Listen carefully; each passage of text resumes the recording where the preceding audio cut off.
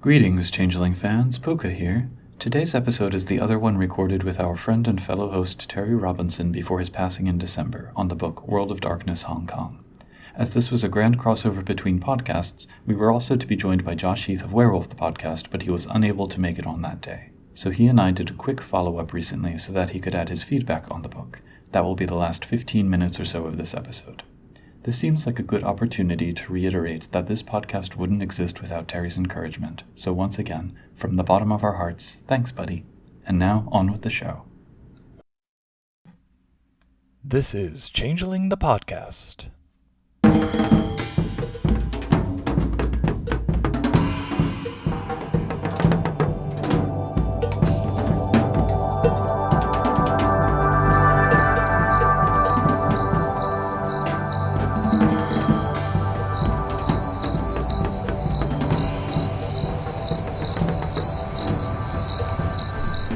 Did we have a stupid name for ourselves? World of Darkness World Network of or something? Darkness Podcast Network. Yeah. Once someone does an intro, that's what we're formally. Yes. So whenever The old World of Welcome Darkness. Go. You do it. Do it. Welcome Do it. to Changeling the podcast. I'm your host Josh and your other host Pooka, but also this is Mage the podcast. And Hooray. Werewolf, yes. Welcome to the Old World of Darkness Podcast Network recording of World of Darkness Hong Kong. Or, if you have Technocracy Reloaded, World of Darkness Hong Kong. I had an alternate title for this book, which was World of Darkness Decapitation, because throughout this book, through the art and text, at least 6 people are decapitated. And are they fully decapitated though? Because Kindred of the East, there's that one flesh Shintai power where you can like extend your neck and it becomes just held together by this rope of bloody. like that's fascia. depicted on the title. Yeah, like that's Okay. that's Is less that still decapitation? You're the I think it's just cinematic neck decraniation stuff. Okay. Yeah. Cinematic neck stuff is a lot less compelling. Yeah. But anyway, World of Darkness, cinematic neck stuff. yeah. So World of Darkness Hong Kong was a supplement that was produced as part of the Year of the Lotus. It is listed as a Vampire the Masquerade text, which is why Mage the podcast, Changeling the podcast, and Werewolf the podcast are joining forces to discuss this. The first thing I really noted was I think that the artist Matthew Roach knocked it out of the park in terms of the art in here. It was glorious. It was evocative. I loved it. I thought everyone brought their A game, regardless of what you think of the outcome. They left it all on the field. Any initial thoughts on like the cover and the production notes?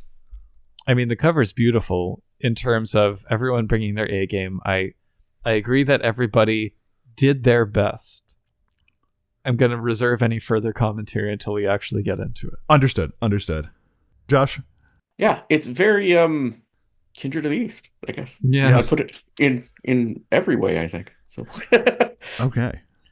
I will point out that the authors were Jackie Casada and Nikki Rea from Changeling fame. And if there's anyone who you want to write your book about Hong Kong, it's a middle-aged lesbian couple from deep Appalachia. Before the handover occurred. And before the internet. Yeah. So that's going to certainly hey, I'm influence. sure you could web crawl or some stuff. But. They did the best they could. Yeah. Absolutely. They did the best they could. And partially to preempt some of it, even considering how much Hong Kong has changed, I'm trying to think of what the theoretically best version could even be for a contemporary game. Like, what does the best version of this book look like? And even then, how off would it be? It would certainly be useful if you were doing a game set in the 90s, which is more and more a popular thing that I find frankly terrifying. Because it's historical terror. Well, yeah. I mean, it's a historical setting. My brother has a coworker who is 23. Oh, Lord. Who is like, hey, brother's name, what was it like being in a mall at Christmas in the 90s? And he listens to 90s pop and he drives a 90s Japanese car. It is wild. That's yeah. I mean, that's a choice. You could be anything you want, even a kid from the 90s. Within you, there are two wolves. Who would like to talk about chapter 1 in that there is no introduction? Yeah. That was a bit surprising. It is the introduction, though. It is. Yes, it serves as the introduction. That's true. It is very short, and it basically has all the... Yeah, so it's called In the Dragon's Wake, but really it should be called Introduction. I mean, I'll talk about it a bit. I have things to say. Yeah.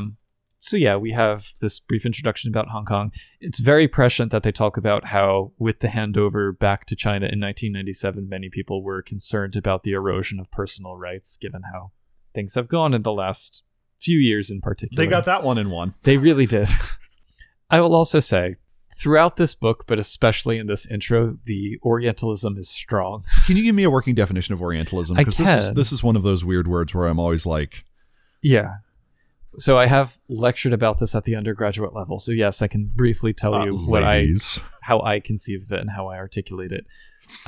Orientalism is the perspective generally found in Western media, European and US media and associated stuff, that presents Asia writ large, the entirety, anything, from Turkey on east, as being dangerous and mysterious, but also kind of intriguing and sensual and inscrutable and not like us. And it's a very us versus them perspective that historically has reinforced and been reinforced by the sort of like patterns of exchange and interaction and war and everything like that.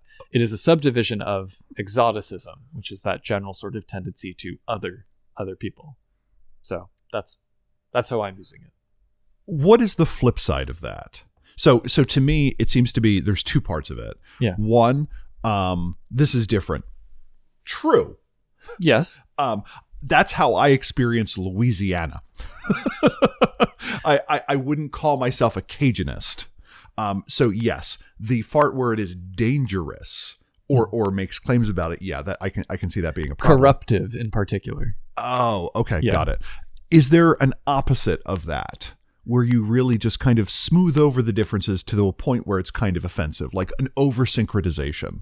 I think you actually see that. I wouldn't say over-syncretization, but I think you actually see that when you look at the actual sort of history of like traders. When you look at like the pidgins and the Creole languages and cultures that developed from the actual people interacting with each other. Because that's the thing, it's facilitated by distance and lack of communication. Okay. It's people beyond the farthest village who you know nothing about and who are a threat to the Christian soul or like whatever. Okay. So once you kind of break that down, I think it has... It's kind of the tie of enticement and corruption. Kind of. Okay, got it. And it has gotten better as communication has improved, as people's access to information about other parts of the world has improved. In the 90s, maybe not so great. Yeah. Because there was a very limited inflow of seeing what that part of the world was like. Yeah. Yeah, and a lot of this, it's very throughout 90s White Wolf, especially, but other stuff. Like World of Darkness draws on media. Mm-hmm. And if the media has the Orientalism, and then they're just, it's a very uncritical drawing of, I think there's an attempt to not do that anymore, but that was definitely sort of uncritical drawing of that, a lot of it. So please listen to our second episode on the Changeling 20th Anniversary Player's Guide for more of our opinions. Which is on 90 minutes of I screaming. think that had different causes of the problems. Yeah. The thing to me is, you're like, they present a world that is strange and dangerous. Yes, that's called the World of Darkness. Yeah. Like, you look at a U.S. city book, Chicago is strange and dangerous. New Orleans is strange and dangerous. Montreal is strange and dangerous, especially Montreal. Well, yeah. Open up the toy box. The dagger in the heart of Canada. So when I was discussing this with someone the other day, the thing that, because I mean, that came up too, was like, well, how's this any different from? And I mean, putting aside the fact that there's very different historical connotations for example, someone from Philadelphia engaging with someone from Chicago versus someone from China, there's kind of stuff to unpack there. There's also this, if you have no other point of reference to compare with the simplification or the stereotyping or the limited point of view, and in particular with the World of Darkness presenting itself as like our world, even though it's a little darker, and drawing on actual geography and history, then when you are reading a book like this, you don't know how much is actually true and how much has been embellished outside of the like obvious supernatural elements. Isn't that going to apply to any text that is not purporting to be a totalizing summary of something? Sure. Yeah. Okay. Yeah, Got it. So that is a commentary. That is not a criticism. That is a reminder to the reader of the nature of any abbreviated or short text. Yeah, I think you have to, going into this book, be very conscious of, like, do your own research. If you are curious whether some aspect of the setting that's described here is accurate or not, like now in 2024, we have the capability to go Google things and say, well, is this actually like this? Putting aside whether or not it's run by vampires, it's like, is this actually a popular historical whatever? And there's a cultural context too, I think, to it. Like if somebody from Chicago wrote a World of Darkness Toronto book and it was just constantly going on about how obsessed with ketchup Toronto people are because they put it on their hot dogs, like, I don't feel that has the same harm, even if it's inaccurate. So particularly in this book, the thing that I find interesting is the mood is that the West has had a changing and corrupting influence. So I'm not, that was partially my curiosity there. I think that's a Year of the Lotus thing. Yeah. Because you see throughout all of these books like that. I have no idea whether or not Hong Kongers in the 90s viewed the West as corruptive. Yeah. But Well, it's the other exoticism thing where you're like, this place was magic and perfect until we came and broke it. Yeah.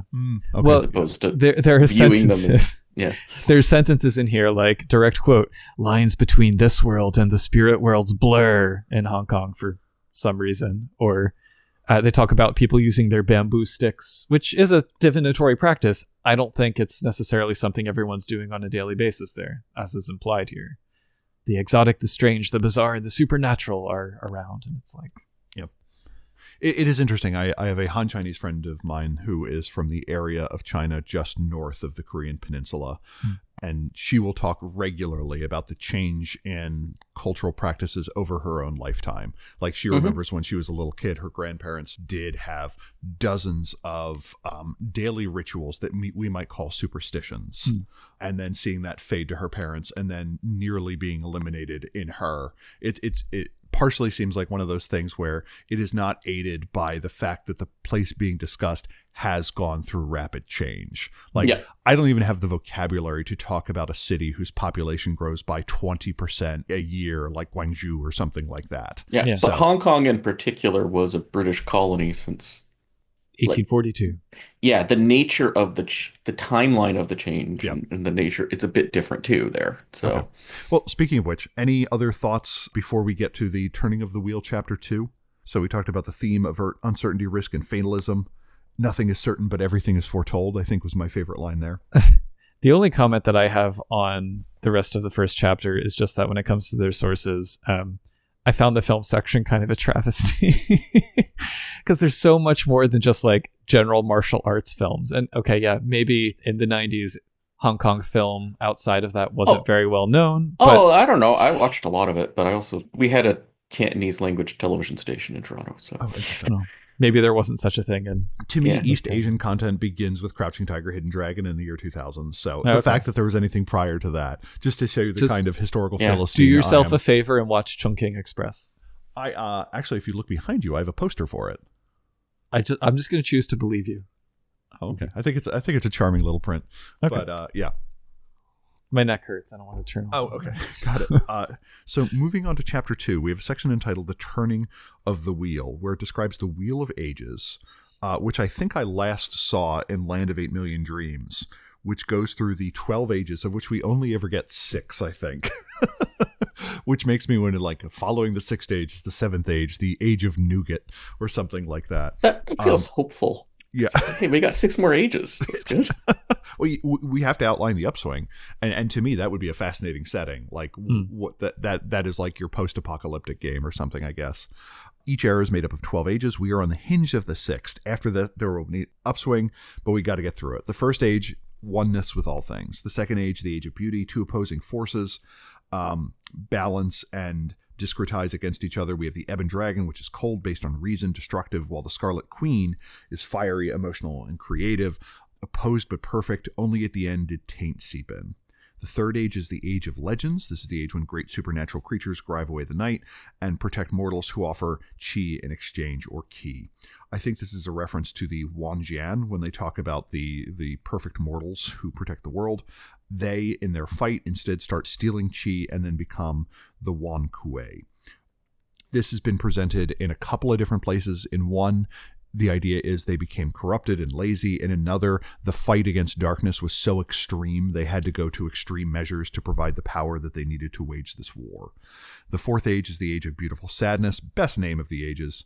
Wonderful things pass away. Wall to the spirit world thickens. The worlds separate. The hsien are cursed to not know how to breathe in chi, and they have to start consuming it from mortals. The hsien being a supernatural type or line that is distinct from vampires, but fulfills a similar role in East Asian supernatural ecology. The ebon dragon is turned to stone, and the 5 courts are formed in Kithain, which is a old-timey term, like Marco Polo era term for China. The 5 courts were groups of hsien. We are in the 5th age, the age of darkness. That's us. Depending on which source you look at, the 4th age actually occurs sometime around like 1400, which is incredibly recent in World of Darkness history. So like, it's weird to be like in the world of Dark Ages Mage or Dark Ages Changeling if the timeline from Dragons of the East is to be believed. The hsien don't exist yet. Yeah, well, from Changeling perspective, it almost matches up to the Shattering. Yeah. So you have the 4th age, or the Age of Beautiful Sadness is the Sundering. Well, the 3rd studio album by My Chemical Romance, but yes. Yeah. And then the Age of Darkness would be roughly like the Interregnum kind of Shattering, almost. So, does your podcast ascribe to the inconsistent shattering, like the shattering occurred at different times in different places? I think so. Within a narrow or a wide band? I think it depends because, well, in the books you have kind of, I won't say evidence, you have indications that colonialism produced shatterings at different points for different groups of indigenous fae around the world. But I don't think that necessarily China had to be caused, but I think it was more places that weren't in it at all connected, were not very connected to Europe at all. The Hsien don't have glamour and banality, so the notion of a shattering wouldn't mean the same thing to them. So I was thinking about one of your episodes recently where you were talking about kind of the balance between the two. And the thing that kept running around in my head is the person who works a remarkably mundane job to like retire and become a craftsperson. I can't remember, like you had this 4x4 grid that you were kind of proposing where it was like glamorous young, glamorous old, banal young, banal old, banal young, glamorous old. And that was the square that you didn't have anything for.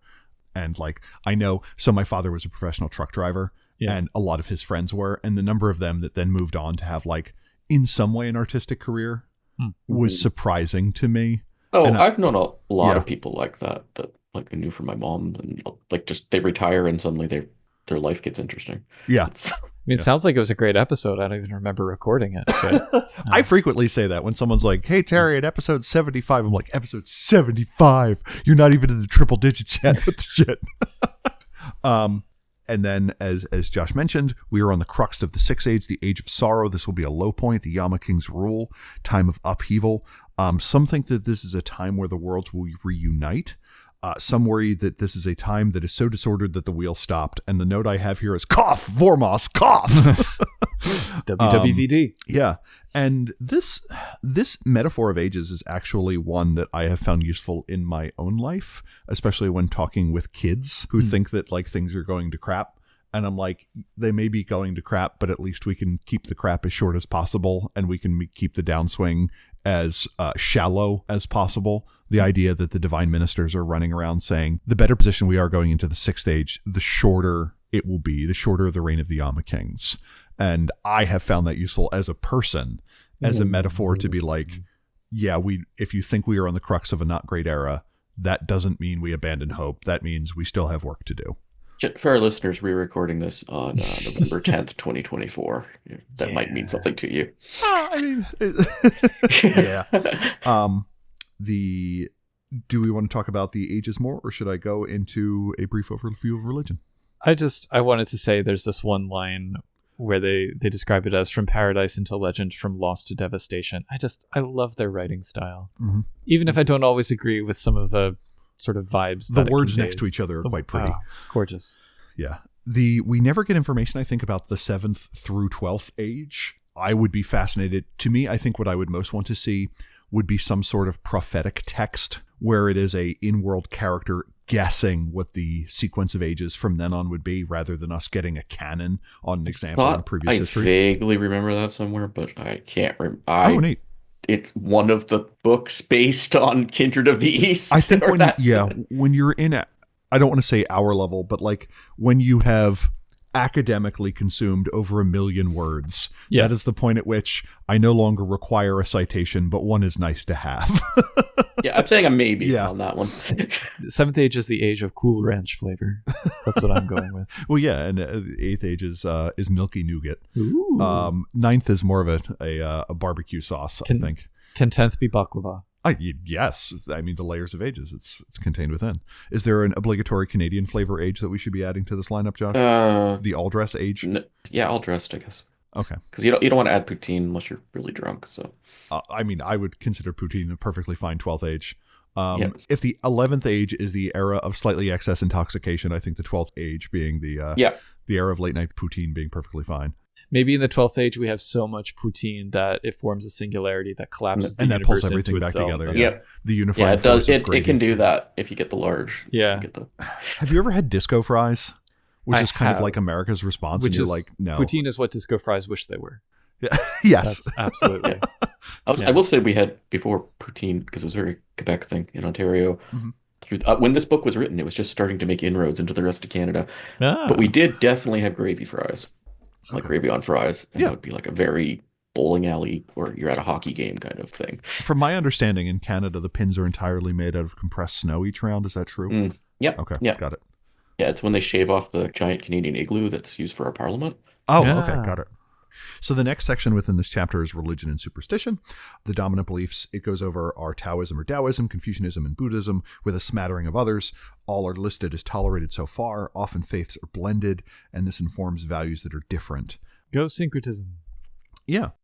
So I will skip through the high-level definition of Taoism, Confucianism, and Buddhism. It makes mentions that it's like, hey, Christianity is actually popular.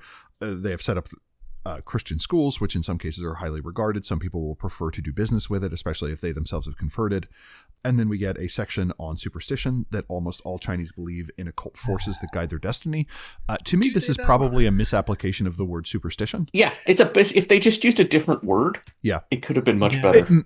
Magic.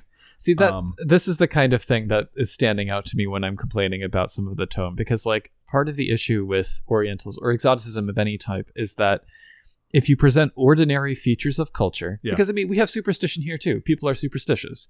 But if you present them as being totalizing and more important than anything practical, it's like you could just point out the interesting differences and say, isn't that an interesting difference? Yeah. The end. Here's how our superstitions and different. Instead of this, they do that. Our weird way of doing culture is reasonable. Their weird way of doing it is everyone's culture looks normal to themselves and weird to everybody else, and that's how it is. Don't give me the line, superstition is Hong Kong's true religion. Like, I think a way to interpret that is my sobriquet being Terry the Generous is the idea that when it comes down to day-to-day practice, it is most likely that a person's cultural practices would be dominated by what they refer to as superstition, then necessarily by what they refer to as religion. Like they go over feng shui, lucky red paper for divination, similar sounding words are used or avoided, and talk about color associations like red cloth is lucky, but a red letter looks like it is covered in blood and is untasteful.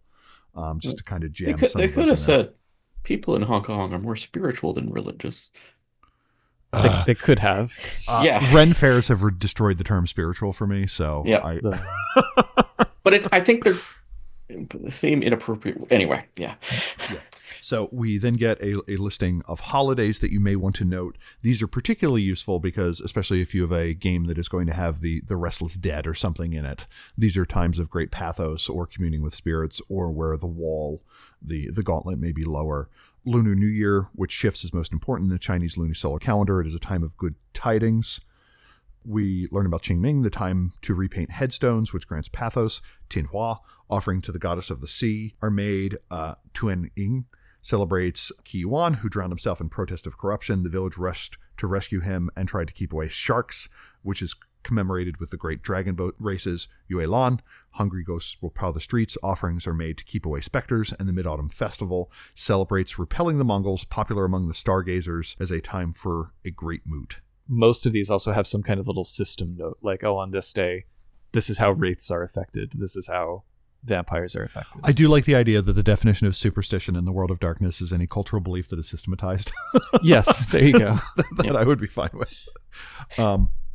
We get a brief history, and I guess if I had to kind of choose the key points here, that the area of Hong Kong has been inhabited for 6,000 years. It started out as a popular fishing area because it had a sheltered harbor with little arable land, a lot of piratical activity nearby. The Scarlet Phoenix Court was set up in the region as an early bodhisattva of great power and malevolence, which is believed to sleep beneath the bay, waiting for the Sixth Age, which I just love as a plot hook to be like, oh, by the way, the Scarlet Phoenix Court is still here and is waiting. Taking their sweet time. Yep. It stayed as an administrative region during the unification of China. Many hsien fled to the region, and this is kind of a recurring theme that when something else happens in China or East Asia, Hong Kong is kind of where you wind up. It kind of felt to me kind of like the way Cairo and Egypt become great ancient cities, because as the Sahara desertifies, people fled east, and Egypt is where you run out of east to run. It's also a little bit, we get these sort of descriptions of Hong Kong as being this backwater, even though it has like this great harbor and it's well connected. So it seems like one of the better kept, like the best kept secret or whatever, or worst kept maybe. Yeah. Like people know that that's where you can go, and where everybody knows your name. Yeah. But yeah, it is interesting to see like a cultural history where it's like, oh, this is the region of waves of emigration and migration, and that makes it a backwater where like for someone in the West, they would be like, no, that is going to be your great port city. That is obviously going to be what will dominate the next era. We get information about the Britain's initial attempts to claim the canton by force in 1637, that not working, and then 200 years later, it working really well during a little thing we call the Opium Wars. At the time, there were fewer than 8,000 people. Everyone thought it was a waste, and a coastal city would have been better rather than trying to occupy an island. It is wild to me that since the 1830s, the population has increased by a factor of 10,000. Pardon me. 1,000. Yeah, that would 80 million people would be a bit too many. Although in the surrounding province, it is like that. Yes. Many, so. This is an era also where foreign hsien start seeing Hong Kong hsien just being the generic term used in Kindred of the East for all supernaturals, the East Asian analog of night folk. A second Opium War starts, more ships arrive, and Britain gains the territory around it. Rather than just the island of Hong Kong, they also get Kowloon, the coastal area nearby. Hong Kong became the center of fortunes as it became a center of trade. The British are given Hong Kong for 99 years. They support the British effort to overthrow the emperor. Resistance came from the Triads, which were soon banned. Triads and vampires became intermixed. During World War II, 500,000 people are listed as fleeing to Hong Kong. Also, as part of this, Japanese hsien start arriving, which is confusing to apparently everyone. Millions are listed as coming again when Mao seizes control of China. It greatly expands during the 50s and 60s due to a housing shortage, having finally been averted with massive tower blocks being erected. It starts receiving Viet refugees, with Britain kind of realizing that they need to more formalize and better administer the territory. As the return approaches, so Hong Kong reverts to Chinese control in 1999. As that date approaches, which as of this book is 1 or 2 years away, depending on if you go by the copyright date or when the text was actually written, we get the idea that China says it will make accommodations such that capitalism can stay for 50 years. And then the British are like, yeah, well, I guess this was technically our territory, so that would make you citizens, which we're fundamentally uncomfortable with, so you can't become British unless you have British ancestry, which immediately cuts off the UK from one of arguably the greatest sources of talent and resources that it could theoretically have. I'm always amazed when countries choose to do that. Yep. And it's a lot of the concerns listed in here are surprisingly prescient because we are 25 years out from it. And yeah, we've seen significant change in Hong Kong, to say the least. What did the two of you think about the rest of the history section, or did any little bits stand out to you? Several bits. There were a lot of little notes that were interesting. I didn't always know if they were necessary. I noted that in this one sidebar, page 20, they make reference to the recent scandal over PRC donations to the Clinton election campaign. And that was in reference to Bill Clinton in 1996. And I was like, I think that's the only real world contemporary political thing that I can recall seeing in any of these, which is odd. But so we made Bill Clinton canonical now. Apparently, yeah. Yeah. I mean, just to return to that idea of the backwater, as I'm kind of looking at this, the sense that comes across from the writing here is that Hong Kong fulfilled for China many of the same ideological roles as the colonial United States fulfilled for Europe. So this land of opportunity and escape from oversight, whether or not that's true, but the good times not lasting forever. Eventually, that's the other shoe's going to drop. And they refer at some point to Hong Kong. I think they use the metaphor of the golden goose and how it's kind of being tainted as a concept because of this handover that's about to happen. As you said, a lot of the concerns that are talked about by the residents turned out to be justified since this book was written. So I don't know if they were drawing those sources from actual kind of reports and articles at the time, or Any thoughts, Josh? Yeah, no, I mean this the broad picture of it makes sense, and the whole impending thing that definitely there's a reason where I grew up had a lot of Cantonese people because they all saw the writing on the wall, and the ones who were able to get out did. Yeah. So, and then it happened. So, Okay. Moving on to chapter 3. Pook, do you want to talk us through some keynotes about the geography of Hong Kong? I would love to talk through some of these notes. Beautiful opening quote, incidentally. So this chapter, Atop the Dragon's Back, begins by explaining how the topography of the island is from its construction over slumbering dragons. The name Kowloon actually means 9 dragons, which I thought was awesome. But there's also 7 under Hong Kong Island, apparently. Described in quite interesting It's a lot of terms. dragons, though. It is right? a lot of... That is 16 dragons in Yeah. a very densely packed area. They're not given stats or anything, they're just there. But it's the rationale for why there's so much chi floating around. They describe how the dragons are kind of wounded and their magic is fading, so the chi is kind of draining out of their bodies as those bodies are being leveled and built upon. Mhm. And that attracts hsien, some of whom want to profit from it, some of whom want to stop the bleeding. I loved all of that and really wanted some kind of actionable thing I could put into a game, but there really wasn't. Yeah, it seemed to be mostly a thing of metaphor. To Flavor, be yeah. I like the idea, though, that it's hard to differentiate between a dragon nest, which would be a node, and a point where the dragons are just bleeding. Yeah. Where, hey, this is a temporary source. Eventually it will come through, and if you keep drawing from it, the dragon will die. Yeah. Versus an area where you can stably, I guess, like the difference between, say, a pond and a well, or something like this. This is a case where water has accumulated, where this is a place where water is continually refreshed.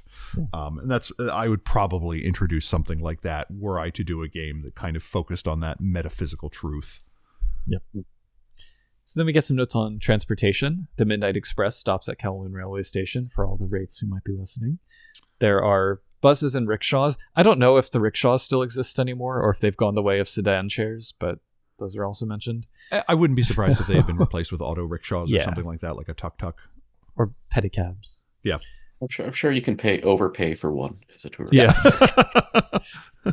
And there's extensive information about landing an airplane because apparently Kai Tak Airport was one of the most difficult landings in commercial air travel until it closed in 1998. Yeah, so. that is a case where it is not superstition. Prayer was literally required to land.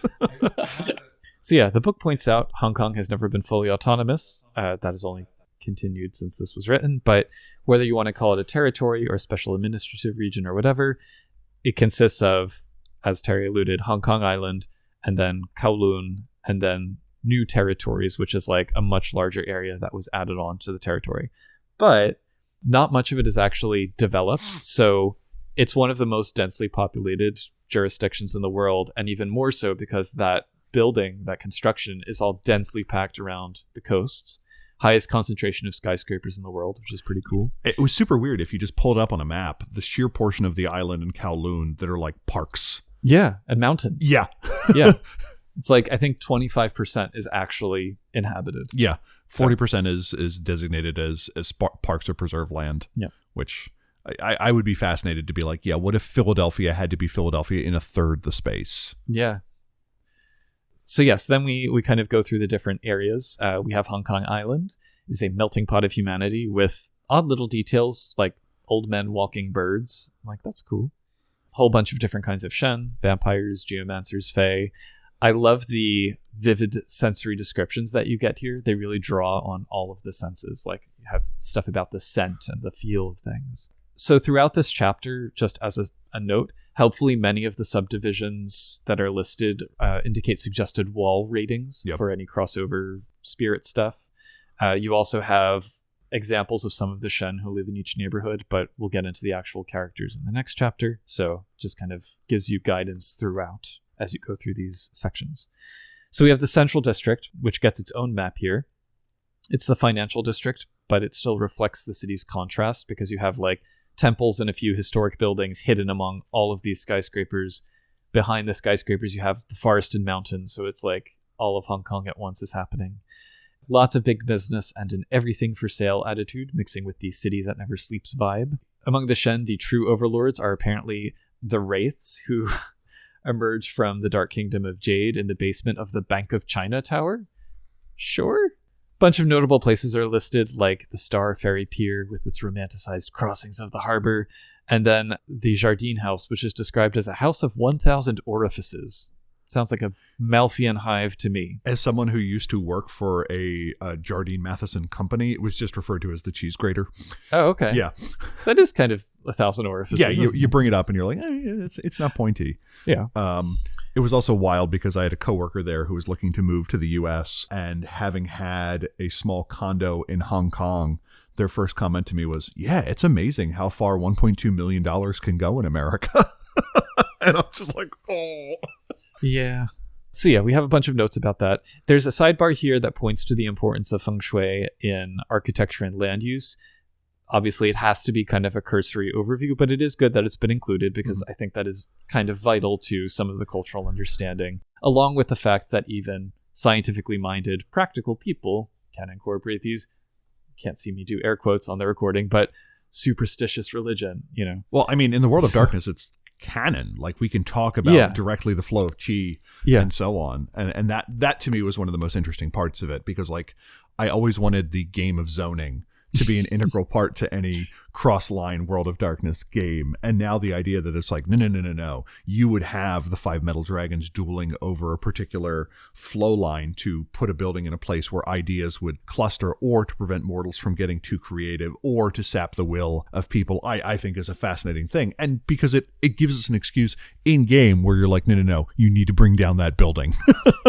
This is a side thing, but just I'll let you know now that very late last night, fully formed from my brain, emerged the idea of a craft of sort of like zoning mages / city spirit mages. So when we record the Mystic Syndicate, yes, I have that as one of the groups. I always have the Nefandi trying to control City Hall and zoning. Like, that to me is always the first place they go. And the school board, probably. In the Western games, like the Ananasi actually fit that role somewhat too, weirdly. The were-spiders, but she played one of those once. But yeah, she mentions that in their book. Like, oh, neat. Yeah, they do care about the balance. So like, they're like, oh, you screwed with the local infrastructure. That's bad. Let's fix it. So after the Central District, we have the Western District, the oldest settled part of the territory with more traditional businesses, traditional markets, antique shops, pawn shops, Monmo Temple dedicated to the god of literature, which is awesome. And some of the areas include the Peak, which was formerly for rich Brits only, overlooking the city and the harbor, super expensive with mansions and whatnot. And then partway up is the area called the Mid-Levels, which is a bit less prestigious, but also experiences mudslides. We have Wan Chai, which is the sort of sleazy underbelly, or if you prefer, center of vibrant nightlife. Exactly, the fun place. Lots of night markets, a hub for culture and performance, but with significant urban decay. There's the art center in Central Plaza called the Big Syringe. And then there's a section called Nightlife, which isn't a place, but it talks about the nightlife centered on Lockhart Road. There's Happy Valley, which is centered on a popular race course of the same name. And Causeway Bay, noted for eating establishments. It's an area called North Point, which isn't really explored much. And Southside, which ranges from quiet fishing villages to lively tourism. Notable places there include Shek-O with its famous beach and mansions, and Aberdeen with its population of boat people and floating restaurants, and my personal favorite, Apleichao, the most densely populated island with population over 10,000 in the world. I felt that I had to make note of that. So there are these little bits of kind of like our world versus the world of darkness thrown throughout, like in the authorial voice, which I guess I'm fine with. Like, I guess I'm okay with them being pretty overt about here's how things are in the real world, here's how they are in the world of darkness. But yeah.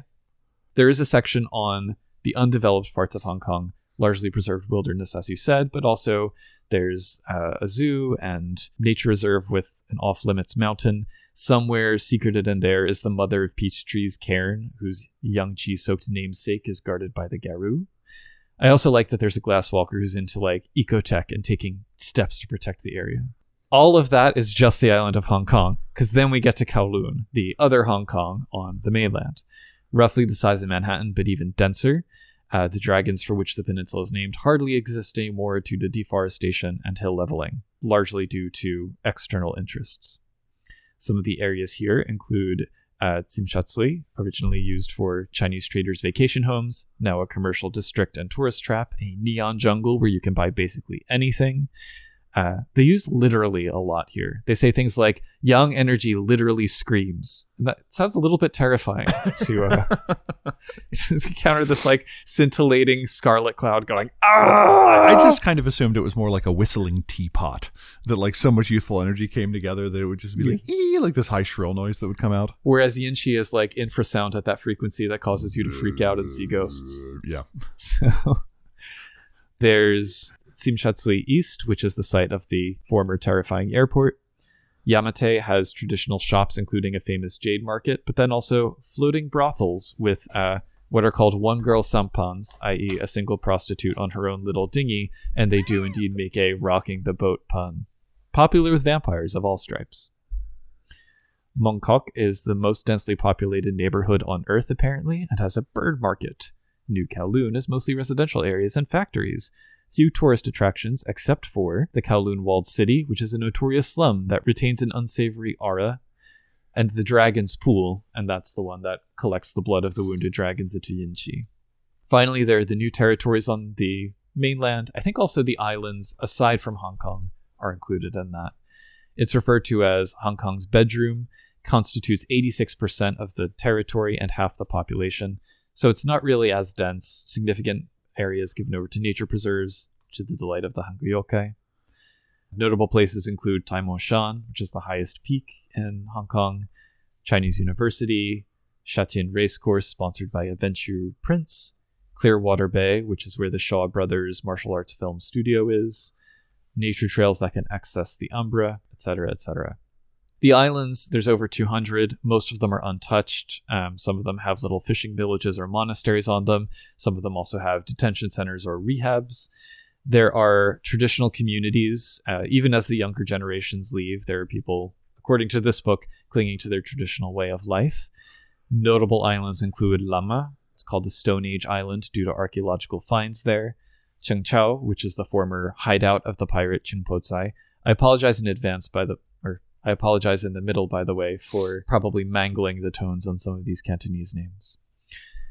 Also, Lantau is an island filled with temples and monasteries and has the Tiantan Buddha, which is this giant Buddha. So yeah, I'm flying through a lot of this. Overall, it does feel like a lot of this was extracted from tourist guidebooks. You could easily find updated information online, but I like the attention they give to making each place feel like it's a living area. I wish there was more attention to the Shen's influence on some of these. Like we get, here's the werewolves and the vampires that live in this neighborhood or that neighborhood, but not much about how they're integrated into the fabric of life there. I assume we'll get more of that in the characters chapter. But before we get to that, what did y'all think about this geography? I was confused by that zoo bit, like some of the stuff they described, like the nature reserve kind of thing, and they have like these weird electrical things keeping shocks. And I'm like, I don't understand how that works. Is this supposed to be just World of Darkness thing, or is this based on something real? In which case, how does that technology work? I don't know. I don't know. Yeah. Yeah. There's no clear delineation between what's drawn from actual real life sources and what's just, inspired by. I was going through my head and had lots of questions about that place. Yeah. I was hoping we would get some more information about Necropolis Hong Kong, because especially looking at something like Kowloon Walled City, which was demolished in 94, is that still kicking around in the underworld? Was that used to build a citadel? A little bit of information there would have been nice. I'm okay if I never get any information on the Penumbra, but I need a little bit if I'm going to portray the underworld. Like, hey, this is a building that still exists there. This is one that doesn't. And I guess if you're doing a historical game and suddenly you discover that a skyscraper or a building of note has been taken down, you have the ability to say, oh, yes, it's still in the necropolis or something like that.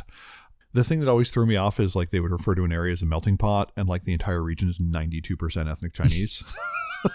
But from different regions. So yeah, there's that. But I find it interesting what in different parts of the world counts as a melting pot, where you're like, it's merely 98% the same kind of person. I suppose you'd have to talk to the people to see how distinct they perceive their own cultural differences. Yeah. But I mean, even within Kowloon, it's 94% Han Chinese, which makes it more Han than the whitest state in America is white. But what about the linguistic differences? That's if it's all Any thoughts before we just start talking about the Hsien? I will say that I skimmed through a lot of this, and I didn't do justice to the depth of some of the descriptions here. Like, again, genuinely the places of the Hsien for the geography. Yeah, generally lovely writing. Okay. So.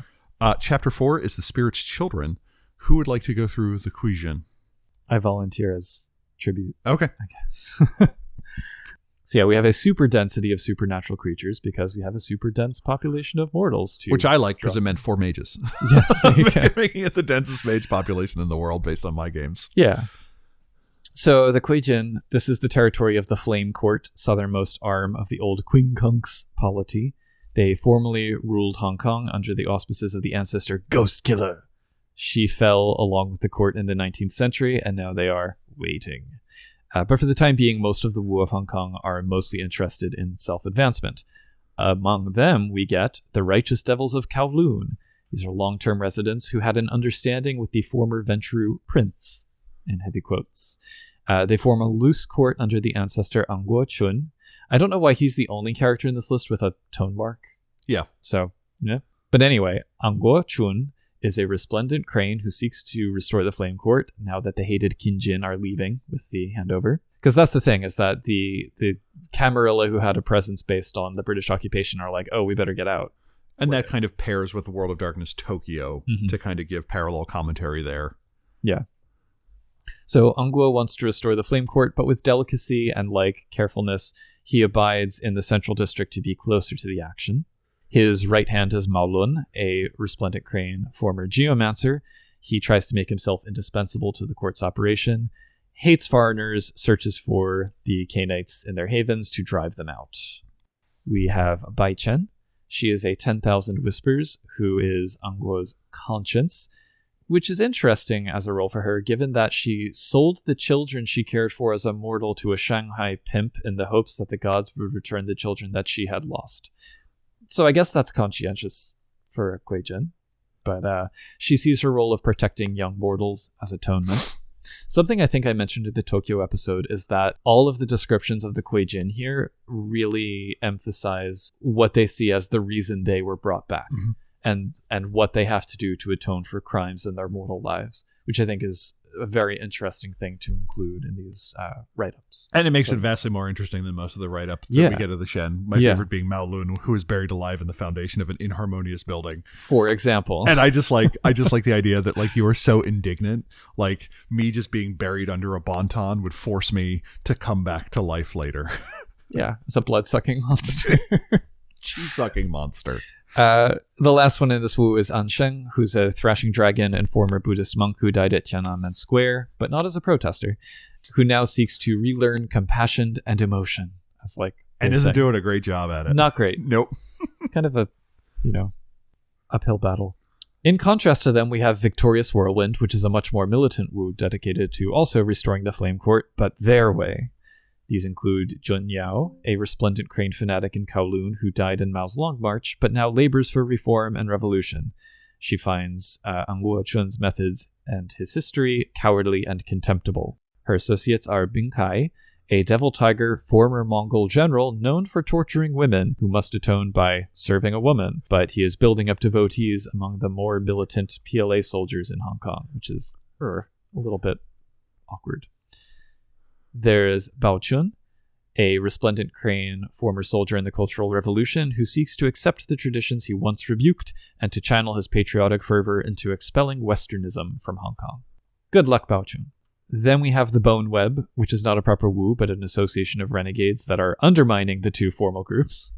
These are Gan Shuo, a Song of the Shadow Akuma with a lust for personal power and a taste for cruelty. He controls large chunks of the criminal underworld from Wan Chai, knows dirt on almost all the local Shen, has a pact with the Dark Kingdom of Jade, and is an all-around depraved monster. There's also Fen Jin, another Akuma who was born into triad life, specializes in kidnapping and street fighting, and has no knowledge of Kuei-jin philosophy beyond what his patron tells him, basically. Last among them is Lang Shan, a thrashing dragon and former pirate queen who was charged by Ghost Killer to keep the peace at sea, but abandoned her duty to find her former lover. She was manipulated by Gan Shuo into being his cargo mule, despite her distaste when she learned it was human cargo. Lastly, we have the Sublime Caretakers, a Wu who feels responsible for the forgotten masses of Hong Kong, probably the most palatable of the bunch. There's Huan Hai, a thrashing dragon pirate of considerable power who lives among the boat people, serves as a spirit messenger first, Kinjin eradicator second, and is pregnant with a Dampier. Because that happens. Mona Ying is a resplendent crane who is a political agitator in life, now works to protect the downtrodden, and is unknowingly, when she's influenced by her Po, the lackey of Gan Shuo, the super evil one. So, kind of a difficult dichotomy there for her to navigate. And then Yu Shao, who is a gender-fluid and beautiful Song of the Shadow, who is an opera performer in life, seductive cultural defender in undeath. I like how many of these, like Deaths and Destinies, were just someone dealing with a midlife crisis. Yes. Where like you had the variety going from Ang Guo-shan, who is responsible for China losing Hong Kong. Do you think that maybe it plays into the fact that the authors were in middle age compared with the rest of their fellow authors being in their 20s? Not unreasonable that could be the source of things. A lot of this was difficult for me to read just because like I didn't know how to read the dots. Like, I just wasn't familiar enough with the different Kuei-jin powers. Yeah, I wasn't particularly looking at the stats or anything, so I couldn't really say how well balanced these are. Yeah, I always give a glance over to those to see if anything is just superhuman or stupid. Like, for instance, mages, when depicted in any other line's book, invariably only have, like, 3 spheres. Yeah. And I'm like, oh, no, I don't think you understand. But they often get, like, Rarity 7 when they're like... Yes, they do. They get 75 dice that they get to roll on their 2 spheres. As I often say, my favorite is from Shadows on the Hill and Changeling the Dreaming, where you have... Josh, I can't remember, was she Arete 7 or 8? I think it was 7, but I'm not sure. She is a dream speaker elder who makes ends meet by doing, like, $10 tarot readings in her beach bungalow. You could be single-handedly stopping great maelstroms, and this is how you're spending your time. Cultist flower shop. Anyway, back to Hong Kong. We also have 2 Gaki, the Japanese Kuei-jin. They're attracted to Hong Kong's financial side. These are Kyosho Masahiro, an ancient, powerful, resplendent crane who has mentored his mortal family for centuries and stayed on the cutting edge of technology thanks to reading Fate. And Bishamon Kazuko, a Thousand Whispers daughter of a samurai who died from a family curse and now seeks the source, an ancient sword, in Hong Kong. This will be relevant later. There are some unattached Heimin who kind of don't deal with the Wu or the court stuff at all.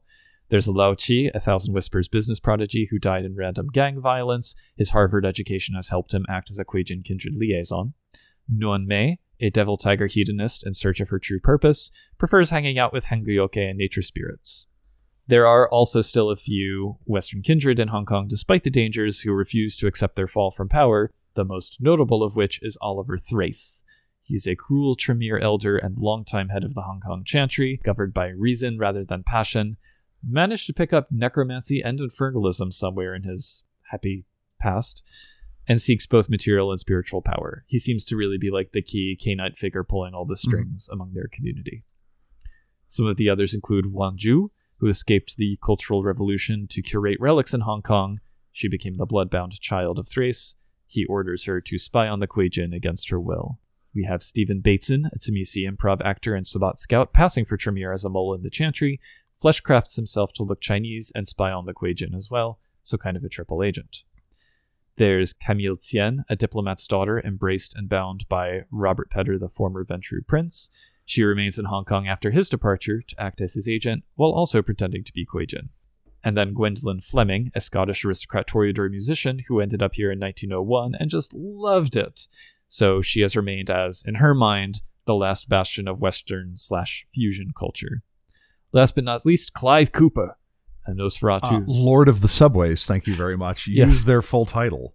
Yeah, I'm skipping over all the little titles here, but I'll acknowledge his Lord of the Subways-ness. He is a Nosferatu who fled London for Hong Kong, where he occupies the subways and sewers, believes that by remaining, he can avoid the Niktuku he fears. So that felt like a deep cut to just kind of have in here.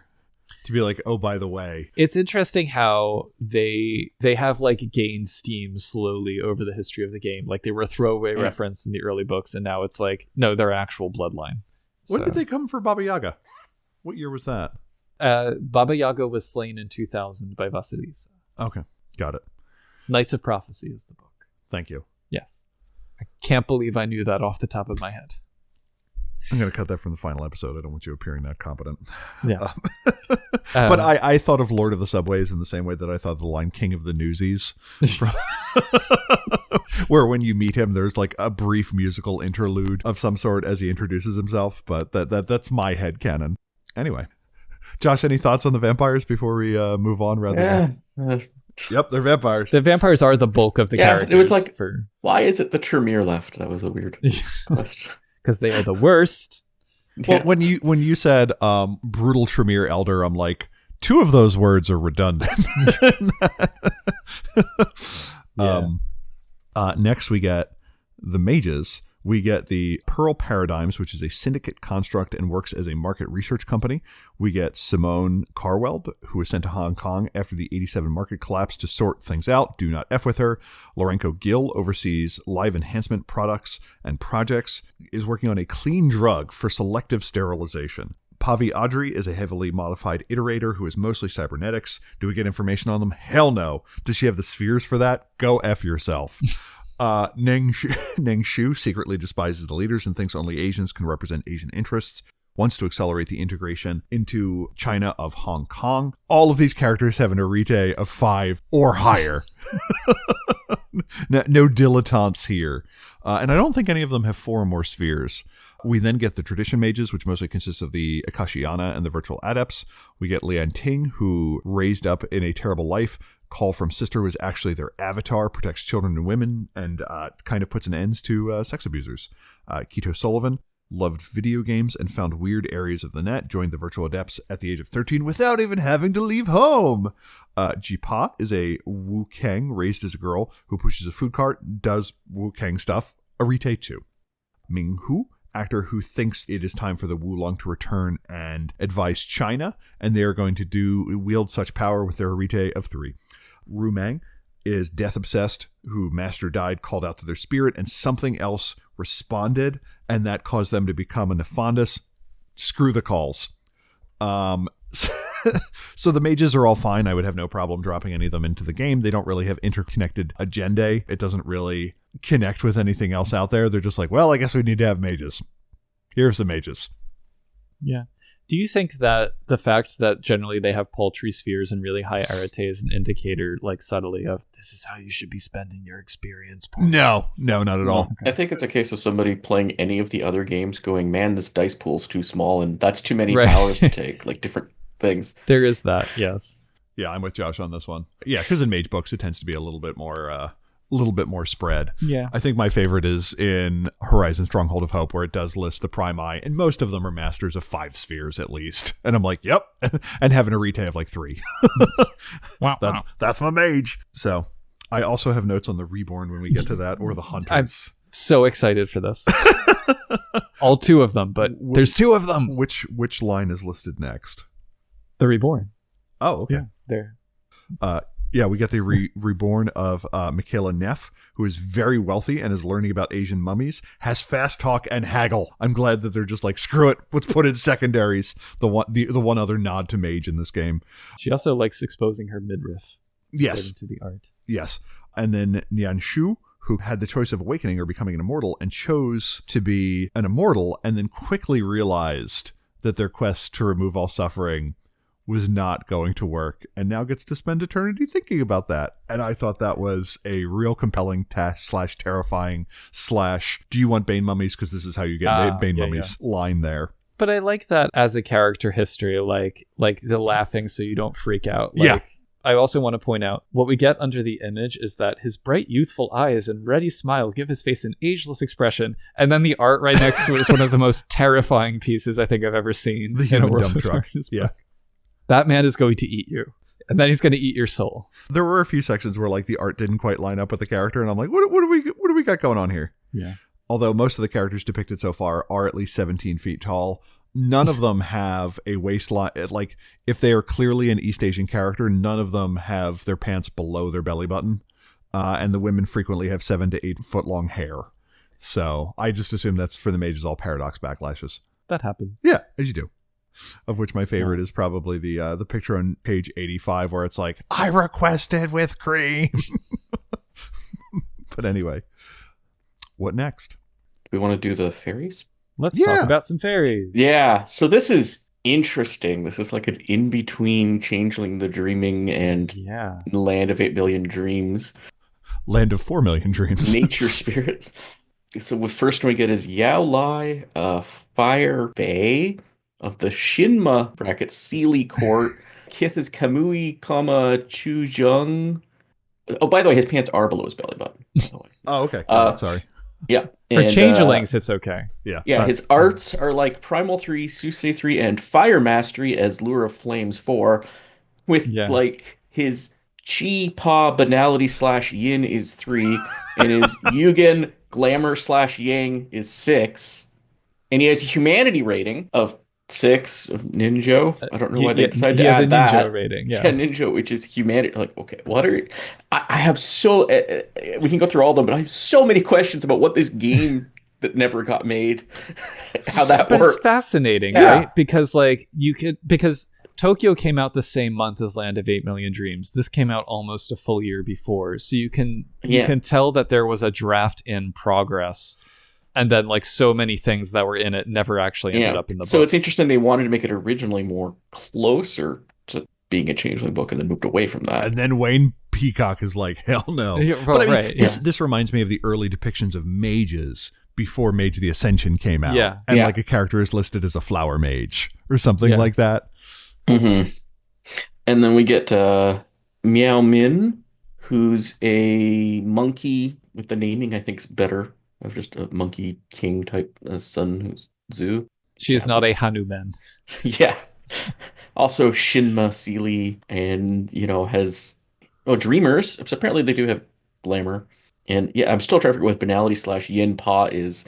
Is that good or bad? So that's the thing is, so they had glamour and banality, and glamour was associated with Yang and was called Yugen. And banality was associated with Yin and called Pa. I do think it's good that they took out Yin and Yang from the idea of glamour and banality, but then they spun Yugen off into its own thing. Like, so yeah, and like, what does that mean? Like, is it banality? Is it very different from banality? I don't know what.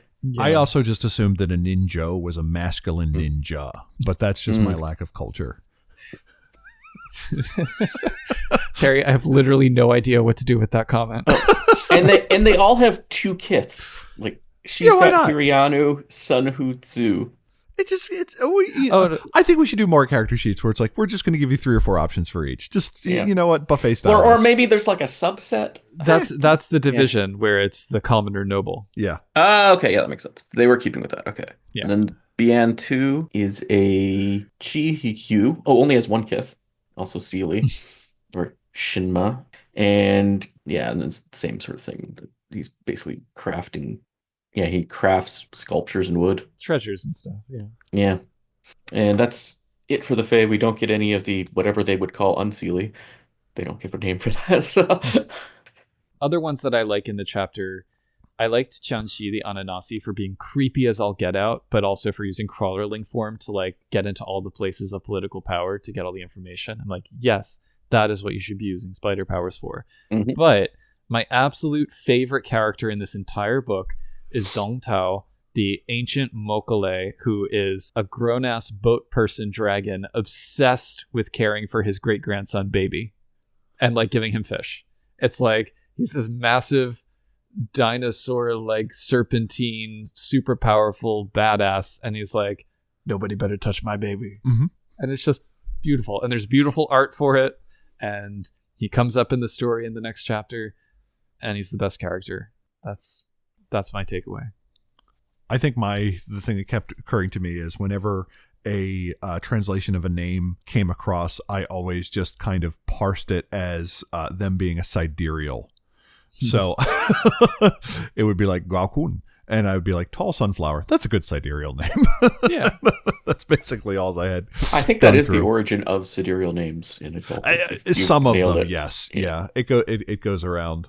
There was a Exalted name generator, and one of the settings that you could accidentally do was all connecting words, and you could have the character like of, and of. And I'm like, oh, I've been warned of you. What is that sidereal in charge of? This is a weird question. I have another character in my notes, another Fae in my notes, and I cannot find them. What's the name of the character? Dai Yun, the Hangpo. Oh, Dark Cloud. That is page 109. That is listed. I think that's part of the independent section. Oh, okay. So it's just another random Fae thrown in. Yeah. Huh. How about that? Bonus Fae. Bonus Fae. She's a Hangpo, which is a storm child and not a dolphin. Oh, apparently. correct. That's where the Unseelie came from. Yeah. That's it. So any other thoughts on the characters before we talk about the story? Yeah.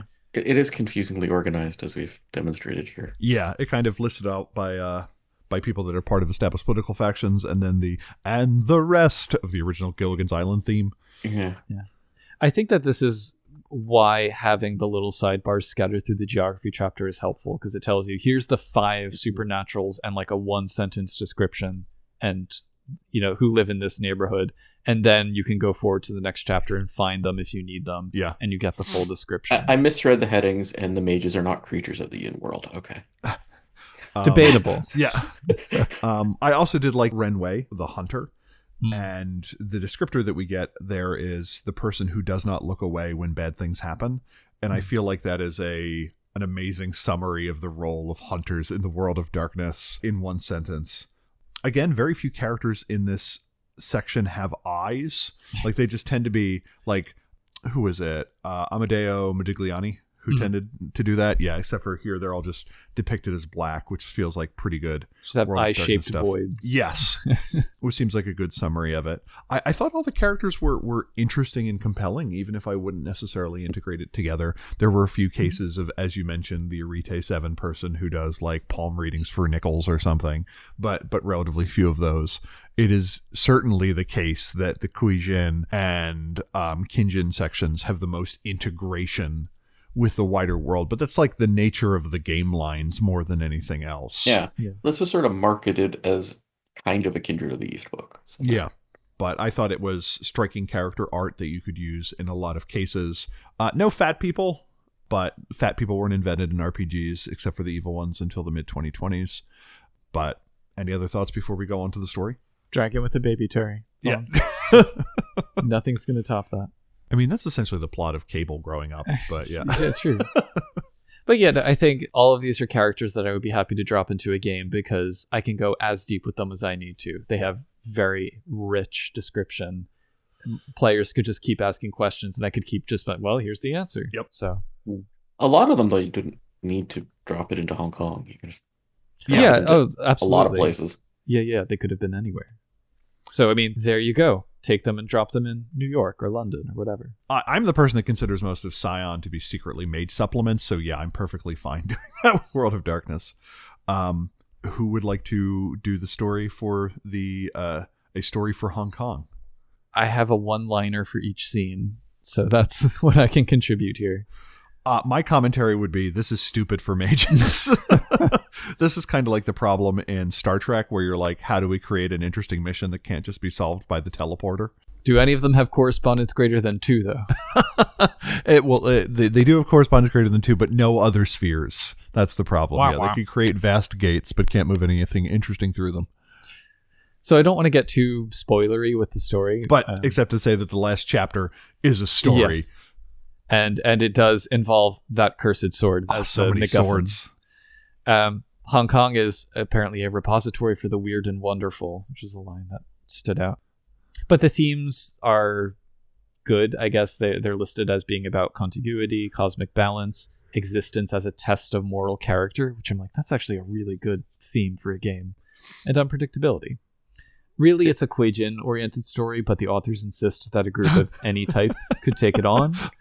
There's a specific bonus prologue for Wraith characters as well, with like the legend of how the sword came to be and came to be cursed, etc. I tried to find, I couldn't. But, there's like an I Ching symbol looking thing for every scene. Did they explain that at all? Or is it just... So when each scene's title is something like wind over water, thunder over thunder. The way hexagrams are set up are that there are 8 different elements, and it's, the one on top and the one on bottom, because each one is 3 lines. And so that's what it's describing, but they don't really indicate... they don't tell you what to do with that, or even that it is that, do they? I think they kind of point. So like scene 3 is entitled Water Over Thunder, Appoint Helpers. And I believe that if that sign comes up in your reading, that's what it's supposed to indicate. Okay. So I don't know if it would be really cool if they pulled a Philip K. Dick and actually threw yarrow sticks to determine the course of the plot. But what I meant is that, like, did they explain how to use that in this chapter? They do not. No. How dare? That would be like Mage explaining its like periodic references to the tarot for no reason. With like 3 of Cups reversed character creation. I'm like, wait, what? And there's a little picture of it next to the 3 of Cups reversed. All right. Anyway, so yeah, I will read this sidebar on page 128. An overview of the story. Dragon of the Night begins in the Dark Kingdom of Jade as an obedient minion reports to the Jade Emperor that the katana he has sought for centuries has come to rest inside the boundaries of the necropolis of Hong Kong. Apparently there is a necropolis. Since the weapon exists as a material object in the Middle Kingdom, the story's action must cross the shroud and enter the world of the living. The bulk of the story takes place in the physical world, but the resolution requires the characters to visit either the Yin or Yang world. If the characters involve wraiths, it may be possible to play through the prologue in the Dark Kingdom. At different points in the story, alternate approaches are suggested for specific groups of player characters. This reinforces the World of Darkness idea that all swords from Asia are katanas. And cursed. We're the only ones that matter. Yeah. I think we get a single Tonto in Mage. There you go. Yeah. So, okay, briefly, scene by scene, without giving too many spoilers. Scene 1 is the characters coming together with the intention of locating this sword that has just arrived in their city. Scene 2, they find a Hung Po, one of the hsien, murdered by the sword, and they might work with the cop, who is also a were-tiger, to help figure out the case.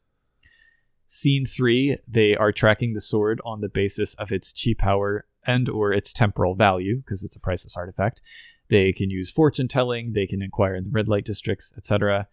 There is a page bar on the timeline of like how this actually unfolds day by day, and they talk about kind of what really happened versus pacing the story in separate sidebars. All of these, I think, are really useful to have as a storyteller, because it allows you to kind of peg the way your story is unfolding against the intentions of the writers, against like different possibilities that might unfold. So I think it's an elegant way to kind of put all of that together. I, for one, am a fan of time waster scenes to remind players that a story plot doesn't need to take up the entirety of characters' lives, so I like that those side scenes are included. Anyway, back to the core story. Scene 4 is a behind-the-scenes interlude. I don't know if you're supposed to like have the players witness that or just tell them that it's happening. Using cutscenes is always something that threw me off. Like, it makes sense that it could be included, but it's just something I've never thought of. I think I did it once, and everyone was just confused by it, including me, who had come up with the cutscene. It's like you all suddenly have this vision for no reason. Well, so the idea of a cutscene is that it would be player-facing, but not character-facing, which helps create for dramatic irony. Yeah. Like, or you can make it diegetic by having it be a vision, a dream, a whatever. Yeah. But Josh, you're the consummate storyteller. Have you ever used cutscenes? No. Okay. Didn't even I've never used it. I've never played in a game with a non-diegetic cutscene. I've had it where you all had a dream, but not like this thing. And it's just, I don't think it's suitable for the medium, for me, my impression of the medium. But agreed. Fine. Sure. Scene 5. Characters eventually end up consulting with the boat people and possibly confronting Dong Tao the dragon, whose great-grandson that he's obsessed with has just been kidnapped. Good luck if you confront him. There's some nifty mood setting here in that the sword's presence seems to be destabilizing the weather and causing like chaotic influence in the city. Scene 6 is a chase after the kidnappers of the great-grandson for one reason or another. Scene 7, if you return the child to his great-grandfather dragon, he will help the characters find the sword more directly. Scene 8, the characters are led to the neighborhood of Mongkok as the sword entices possible bearers to it. Bearers/hosts for its obvious like dark personality possession thing, because all cursed swords have that. Scene 9, you fight the smugglers who currently have the sword, and they have a prisoner as well who might be relevant in the bird market. Scene 10, there's a number of possible outcomes for if you get the sword and hold on to it, if you don't get it and you're chasing it down. The sword has these puppetry powers that are giving me like D&D vibes because of intelligent weapons. Terry, you've played D&D. I've played D&D once recently. But like 2nd edition where it was like any sword could potentially overrule your will. Yeah. I've only encountered that in my gaming in the one time I played Call of Cthulhu. Well, it happens in D&D 2nd edition as well. So. Oh, yeah. I shot the knife a bunch of times. It didn't do anything. Nah. Scene 11. Characters might have to fend off other factions while they have the sword. Scene 12. The true she-hunter arrives to destroy the sword. Scene 13. Despite the ever-worsening weather, a trip across to the island of Lon Tao, where that supposedly happy eternal monk lives, can help figure out the curse. Scene 14, you'll have to cross into the spiritual world to conduct the ritual to break the sword's power. And in the end, the players will have a still valuable, spiritually worthless antique. But maybe the other factions hunting for it don't know that it's worthless now. So, there's also an entire page bar in the various allies and rivals that can be involved. And that's the story. So overall, there are so many possible hooks and connections that find their way back to other parts of the book and lots of options at every step of the journey. Not to mention a lot of steps. Like, the scenes here are quite short, but I think there are more of them in a row than we've gotten anywhere else. So that's cool. I think it's great. I mean, I think it would keep players engaged. It showcases lots of different aspects of the setting, for better or worse. It gives a sense of the very integrated supernatural community. What were yours' thoughts? There's only one pre-written story that I actually liked in any role-playing book ever. Angel of Mercy. I'm going to guess it's not this one. No, it was yours to keep, and this is not mine. Yeah. I thought it gave us a bunch of scenes. I think a lot of these could be inserted. The contrivances of the scenes can be recycled. Yeah. Like these characters together at this when you encounter them doing this. Yeah. As you mentioned, the mood setting pieces I thought were kind of interesting. It weaved everything together into a full plot. I don't know how you would do this without having a text searchable PDF in some cases. I think you just have to print out all the character sheets and have them in alphabetical order. Yeah. And that would do it. Lots of bookmarks. Yeah. Yeah. A lot of paper clips, but it is ultimately a MacGuffin chase. Yeah. And so if you're into that, which is half the type, you could kill the guy, steal the thing, stop the ritual. Yeah, are the three stories that we really get in World of Darkness, seemingly, or at least from my experience with the Mage pre-construct. Or this is kind of two of them, then. Yeah, yeah. Well, you want to do the ritual in this one, and you got to protect the baby, and you got to get the baby back, baby recovery, recover the baby. Do the ritual. No, I do like the idea of ritual sword baby. One must be destroyed, one must be recovered, one must be done. It's your choice as to which one does which. But it's ultimately a tool. I think they actually say at one point they call this a tool to highlight setting features, and that's primarily what it's for. It's not meant to be like, this is the basis of your chronicle. It's like, it was interesting though, the opening where they talk about Qingxi Huangdi, and it's like, okay, note, turn this particular person into a footstool. It makes me feel as if the book in World of Darkness I need to next read is either Dark Kingdom of Jade or the Kindred of the East core rulebook. You need to read the Kindred of the East core rulebook just for the weird Shintai art stuff, like the weird. Okay. It just all the other stuff refers back to it.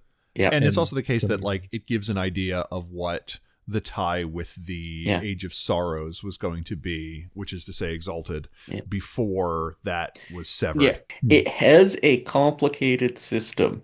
Like it's got lots of pieces of, you have this power and this temper and this temper and this power and the So that's I don't know. Then we got Land of 8 Million Dreams, where it's like, aha, I'm wearing yellow pants but pointing north. So, but yeah, it's perfectly fine. Yeah. Any other thoughts before we go to the book overall? Well, there is an appendix, which is really just an appendix to the story, because this is where the actual stats of the sword are, as well as the ghost who occupies it, and doesn't have puppetry, so I don't know how the sword actually gets the There's a little bit about the spirit worlds here for whatever that's worth, but the specific mechanics in relation to the story beats and setups kind of fall apart a bit. Like you would need Kindred of the East core book or Dark Kingdom of Jade in order to run that story mechanically. So there is that. Is that picture even technically a katana? It is not. Okay. Well, I think katanas do generally have the bit of the curve, but I can't remember. Yeah, it's been a while. The handle and Well, you can have a katana without a sword guard if you are a master swordsman. So and don't like thumbs. If you're that confident that your thumbs will not be cut off. Yeah, but I'm not sure. I'm not even sure where I'd put my hands holding it. This is why we're not sword people. I think one of them is on that skull with a ribbon. Okay. The thing that does bug me, though, is that we were promised crossover mechanics earlier in this book, and they are not in the appendix. So, but this is also where it kind of equates the dreaming with the young world, and that is something that which means when you die, you go to the banality world. I guess so. Apparently, the Chokuto predates the curved katana and was single-edged but straight, which may actually make sense. It could be a kind of pretana. Well, also, like, it feels like I should have the blade on the other side. Like, that'd be really awkward. Anyway. Yeah, it's kind of weird, yeah. Yeah. Especially because it looks like it has a finger groove. This is good podcasting. Us researching swords online and then describing a picture. It looks like someone drew a wheel lock pistol that had just fired a bullet, and then someone was like, no, it needs to be turned into a katana. That would be great if the original version of this was like guns, and someone's like, no, we're not introducing the dense sphere to this. Yeah. Anyway. So Josh, what did you think about the book overall? I thought it... if you replace that word superstition with something else, it would increase my love of it greatly. That's always a good sign when a book can be considerably improved by the application of find and replace. Yeah. I found there's two types of times I can criticize a gaming book. One is where I'm just like meh, and the other one's like there's lots of great stuff and other stuff I feel awkward mentioning I've even read it, let alone liked, and this is the second. Yeah. Books of the second type by Josh. It goes back to that issue of like how easy is it for you to extract usable, interesting stuff, and how much of that stuff is there. I wouldn't use it for Hong Kong very much. It's more useful for other... Ironic. Yeah I think I would have liked more enchanted crap and more special places, like more distinctly useful places where it's like no, we're gonna go a little bit more into this building and the chantry that's located there, or the freehold that's present there, or something like that. And we get one enchanted sword, and I would have liked a little bit more to play around with. This is actually something I've seen with a number of these, including the Tokyo's a little bit of this. It feels like somebody created a story and then built a setting book around it, kind of, and then threw in a little bit of extra bits, as opposed to a book about how to run games of all types of chronicles in this setting, which is more what I'd want. Like, it doesn't... I sort of disagree for this book. I think they did the characters first in this book. Okay, characters, then story, then locations. I would even believe characters and locations were done totally separately from each other. And then the story was like, let's see. The story is like a pinball machine where it's like, let's bounce off as many characters and places as we can. So I want more location, though. I think I would have liked... All right, my comments are kind of going to incorporate some of my Tokyo comments as well, Sure. looking at both books together. I think that this book could have been a little bit shorter and Tokyo could have been a little bit longer. So like 128 pages as the midpoint would have been, I think, good for both. I would have given the history sections more national context, even though they are city focused. I think having more about Japan writ large and China writ large would have kind of helped understand some of it without making them more exoticized, obviously. I think Hong Kong did better on the detail around culture and society. Tokyo did better on Orientalism in that it had less of it. Geography sections of both were fine.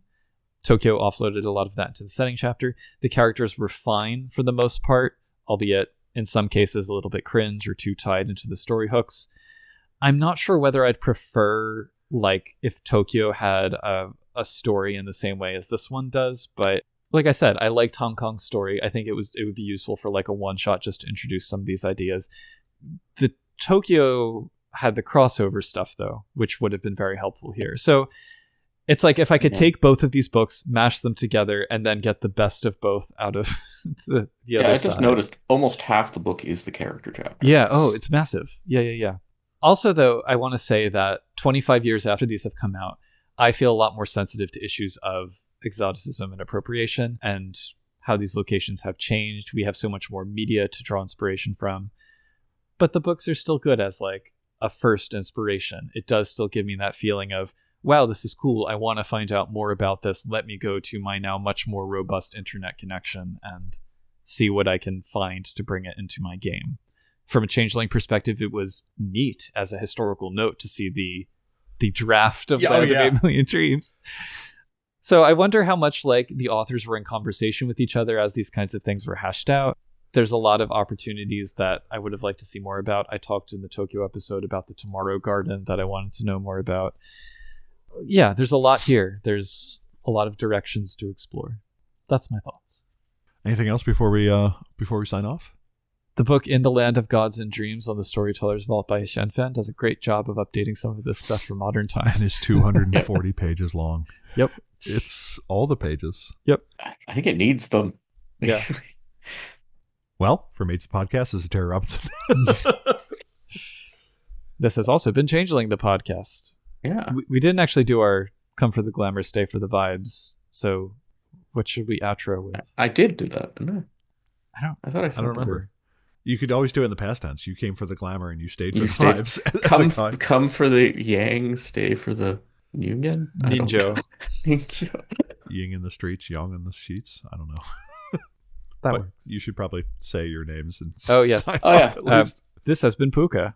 And this has been Josh. You are Hiller up. I just remember there's another Josh. So that's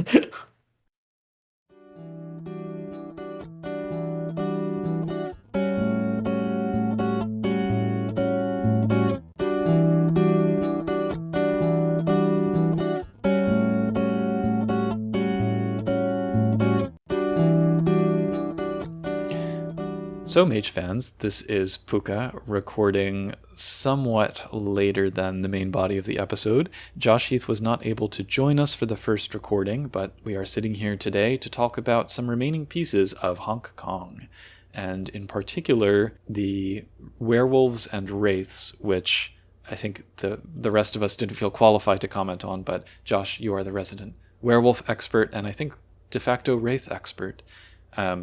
But I'm going to hand it over to you to talk about aspects of the book that you would like to focus on. Thanks, Pooka. Missing this recording was one of those things. I got sick, right before it happened, and I was like, oh, it's not going to be a big deal. I'll pick it up with Terry in a couple of weeks and do it. And it was an interesting space to not be able to do that. But I'm glad to do it this way and kind of finalize some of my thoughts, because we did Tokyo and Hong Kong as a duo with each other, and I really enjoyed doing that. Remember when we thought we could get through both in one recording? Yeah. That was very naive of us to think that could happen. But it definitely was a good attempt on our part. Yeah. So the first thought that I have for this book is Terry mentioned earlier that the art is really good in this book, and it is. It's one of my favorite White Wolf books for the art, just from the art's perspective with no context to it. And I actually own multiple pieces of the original art from this book. One of them, which is the dragon spirit over the Hong Kong harbor, that is in a special spot in my office. Ooh. Because I find that particular piece really inspiring in a really odd way. Like I look at it and kind of feel jazzed, excited. I don't know, like it pumps me up almost. But there's also this weird piece of I don't know what it is, some dude doing a flesh tower thing with faces, and I have that piece as well in a not prominent place, like it is off to the side in a really weird like spot of the house, because I'm like, I don't know what is going on in this art piece. It is so bizarre, but it is really good. Like, it's really interesting, evocative art. It's just weird, and I don't know what it's about. Do you have pieces from particular artists who worked on it, or just a general? Just a general. I actually, so that one is by MR, right, which is Matthew Roach. Yeah. But I have a couple of pieces from Gatos and a piece from Ron Spencer that's from this. So, like, I don't know. I don't actually even remember getting these particular pieces of art because I got them like as a collection in something else and was like, oh, these are cool. And I didn't at the time remember what book they were from until I flipped this open and was like, all this art I got is from Hong Kong. Nice. Yeah. So I don't have anything else to add about the art, but I did want to note that. I thought that was cool. Right on. You mind if I hop into vampires from here? Yeah, unless you have any other comments that you want to make about because it is, I think we pointed out in the episode that the bulk of the book is these NPCs. Yeah. But if you have anything else you want to say about other parts, feel free. Fair. I think the cool part about this book is all the characters are really intertwined with one another. There's threads that tie them all together. There's a couple of characters that sort of stand alone, but largely like they are a well-woven fabric of story connected with one another. But this book is also incredibly important to the meta plot of Vampire in particular, but also the meta plot of Wraith. And when kind of, listening back on some of the things that you all had said before, I wanted to particularly pull out those pieces because Oliver Thrace, who is this kind of random Tremere, why does it have to be a Tremere that's in power here in Hong Kong? Well, Oliver Thrace is incredibly essential to the last couple of books in Vampire. He is a key figure in the Kindred of the East plot that ties into the overall Gehenna idea. Mm-hmm. He becomes a servant of one of the Yama Kings, and when he does so, that creates the Sixth Age, right? That is the moment that everything flips over into now we're in the bottom part of this wheel, right? And the comments you all made about the wheel are one of those interesting elements of Kindred of the East, right? And those interesting elements of how it ties into the overall vampire meta plot. Thrace is essential because he is the demon emperor's avatar in the world in the Sixth Age.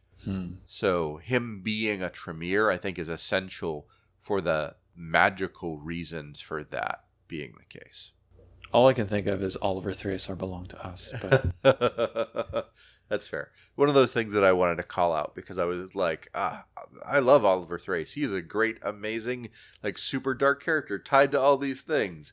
That's just the call out that I wanted to give him.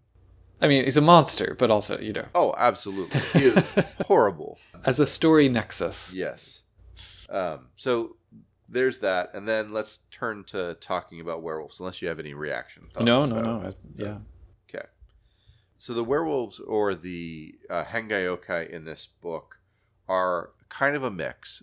They're either one of two things. They are tied directly to the story in the book, or they are NPCs you would expect to have in Hong Kong, right? Like we get the Glasswalkers, who in this book are not given the Chinese Glasswalker name, which I can't pronounce correctly, so I'm going to butcher it. And it's the Bole Juge. It's not referenced in this book at all, and I think that's because this came out before Henge Yokai, which is where we get that name for the Chinese glasswalkers. But the Chinese glasswalkers being a thing does make sense in Hong Kong, right? And I like these characters in particular. I think they're the more interesting sept of the werewolves here are these glasswalkers and their connection to this finance thing. The wiki unhelpfully does not have the tones for this. No. That is unhelpful.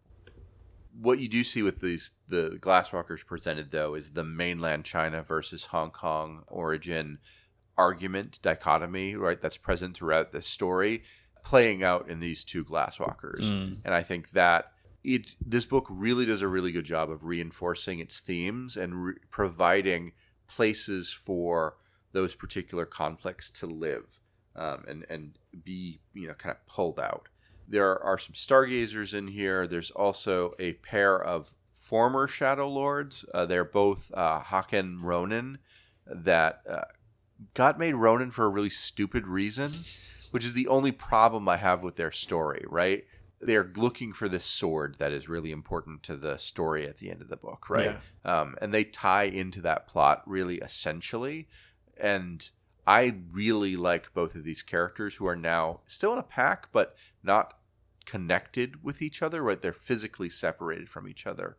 And I think it feels very Hong Kong action movie. These two former brothers, basically, who find each other in Hong Kong and like have to deal with this magical artifact. I'm like, all right, I'm here for this movie, right? Feels very cool. But one of them is Chika Masato. And Masato was the name I gave one of my cats. Aww. Based on this book, because that's how much of a White Wolf nerd I am. That I was like, I love this name for this random character. I'm gonna name one of my cats after it. Is the other one Oliver Thrace? No, the other cat was Sotori, which I thought was a good companion for Masato. So, yeah. Speaking of cats, right? Speaking of cats, this might be my favorite character. Yeah. I mean, speaking of cinematic, I mean, he's an entire movie. Exactly. So Ling Chu, or Clever Stone, is a secret agent who happens to be a Bastet. Also, he's a con, right? And I just adore everything about this character, right? He's clearly a Hong Kong action movie sort of trope. And I would love to pair this character with the hunter we get. Like the pair of them working together just makes sense to me, even though it wouldn't go well. But this is such a fun character. And that's what I like about most of the characters in this book is they're either really dark and horrible or they're lighthearted and fun. And I think, and lighthearted in a evil, dark way. But that balance lets you do lots of really cool storytelling. Yeah. Any thoughts on Ling Chu? Just, I mean, I feel like I've seen this movie several times where it's like the cop film. Yeah. Fearless pursuer of justice, tireless avenger of crime, swift punisher of the wicked, and bumbling seducer of beautiful women. He's like he is the Jackie Chan. Yeah, exactly. We also get these middle dragons, right? The Zhonglong or the Makole of Asia. My other favorite. I love both of these characters, and it's hard for me to determine which one I like more, but you've got Dang To, who's master of the crashing waves, which is just a great name, but one of the boat people, and Shui Fang, or Fragrant Sea. She is this supposedly imposing woman, large-boned and muscular, right? But the picture of her as a crocodile, kind of like dragon turtle thing in the water, is her picture, and I love that. That imagery is really cool. I like both of these characters for leaning into the Asian dragon tropes and then being useful. There's just good story elements that you can pull on for them. I think I already waxed poetic on the previous recording about Dong Tao and his great grandson. Here's this giant dragon with a baby. It's just everything about that is wonderful. Yep.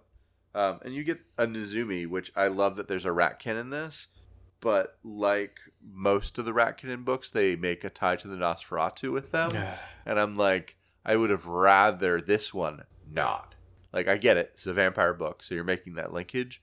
But this would have been a time to not lean into that trope and have it work out better. So those are most of my thoughts about the werewolves. Pooka, any thoughts on any of the changers? No, I think you called out the ones that I quite liked. And those are listed as creatures of the Yang world. So then we get the creatures of the Yin world, which moves us over to wraiths. It does. So we talked about things. I said I was done with changers, but I do want to mention the independence. The way this book is laid out isn't the way I would have laid out these characters, but I don't hate it. Oh, because there's another one at the end. Yeah. There's a couple that are actually kind of important, but they tie into the wraiths really well. So you've got an Ananase. Well, you've got a Kumo. Kumo, oh yeah. Yeah. Who is as horrible as a Kumo as you could imagine, right? He is all of the bad things you could possibly find in like a Black Dog Games version of a White Wolf book. And I'll leave it at that to be like, he is absolutely horrible. And you have the other of the two Haken in this section, Tanjiro, and Lord Hikari is the Kuijin he has pledged himself to, which is, again, super Hong Kong action filmy, right? These two brothers, one of them has pledged himself to evil and the other to being a hero. And I'm like, I'm here for all of that. But the Kumo is tied into content warning or harm to women in particular, but death on women and children specifically. Yeah, women and children specifically. But the Kumo runs a snuff film trade, and that ties into one of the stories of the wraiths, right? You've got this woman whose name is Melody, and she is a wraith who was murdered, and there's this kind of like cinematic tape wrapped around her corpus in the picture of her. This is a beautifully horrifying picture. And this idea of kind of like film and connection to those dark elements of the streets of Hong Kong, to me, that is a really fascinating sort of way to get into a wraith story by having maybe like werewolf players primarily starting to dig into this story and what's going on and why. Finding bits and pieces of film connected to this would be, as long as you can carefully do it with your players, a really good story in a really dark way. The rest of the wraiths, I would say, largely are about the wraith metaplot in Asia, being that the Dark Kingdom of Jade is taking over places that used to be controlled by Stygia, right? There's this kind of ongoing war between them. And Hong Kong is one of the epicenters for this conflict, for the Dark Kingdom of Jade taking over these outposts of Stygia within Asia. And I find that really compelling. I find all the characters really interesting in telling that story. But in a lot of ways, they seem disconnected from the greater Hong Kong story. Until you get into some of the chronicle there, where their bits and pieces do tie into that. But I would love to have a little bit more, how are these wraiths connected to the living world that the other characters are in? And when you get bits and pieces of that in interesting ways, like some of them are in a location that other characters also frequent. So you could be like, oh, maybe like the wraith embodies in this moment, right, for that scene to occur. But like with most of Wraith, they feel like the hardest ones to bring into the meat of the rest of the World of Darkness. Yeah. And as someone who's not especially familiar with the Wraith meta plot, I too felt that, like, I struggled. I'm like, well, this is an interesting character, but it's so geared toward. And I think we saw that. I mean, Tokyo was much more of a Wraith book, but the Wraiths in here still feel more adjacent to the book as a whole. Yep. So, but with that being said, I think these are better characters than Tokyo was, right? Perhaps, yeah.